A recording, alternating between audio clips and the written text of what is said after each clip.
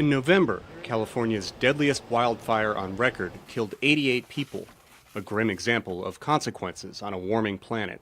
The state's fires are getting worse, says former wildfire fighting chief Ken Pimlott. Things are changing. The folks can say what they want to say, but when firefighters are living climate change, it's staring them in the face every day. In September, Hurricane Florence's record-breaking rains caused massive flooding in North Carolina.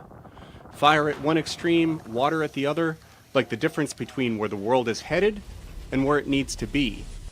UN scientists issued a sobering report ahead of December's climate talks in Poland.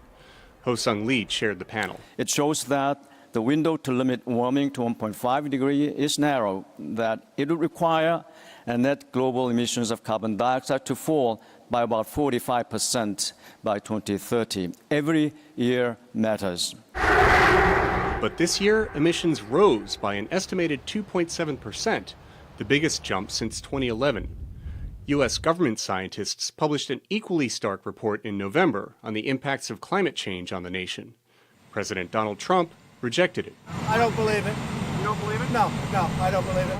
Trump told VOA that cutting emissions would be too expensive. I'm not going to put the country out of business trying to maintain certain standards that probably don't matter. When you look at China and when you look at other countries where they have very, foul air, they have not good air, we're going to be clean, but they're not, and it costs a lot of money. But Trump's efforts to loosen regulations on producing and burning fossil fuels have met with mixed results so far, says the Natural Resources Defense Council's Jake Schmidt. The good news is that a number of those are being held up in court.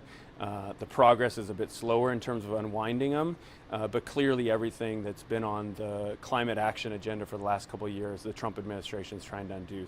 Trump's Republican Party lost control of the House of Representatives in the midterm elections. That will mean more pushback from Democrats on climate and much more in 2019.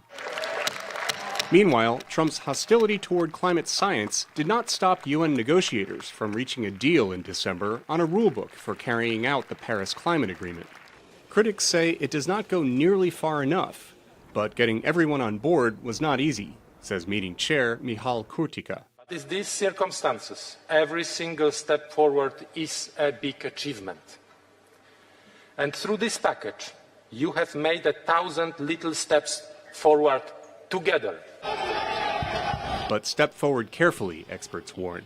Raising fuel taxes to fight climate change helped bring yellow vest protesters to the streets in France. Who will pay the cost of climate action as the bill for past inaction comes due? It's a question for 2019 and beyond.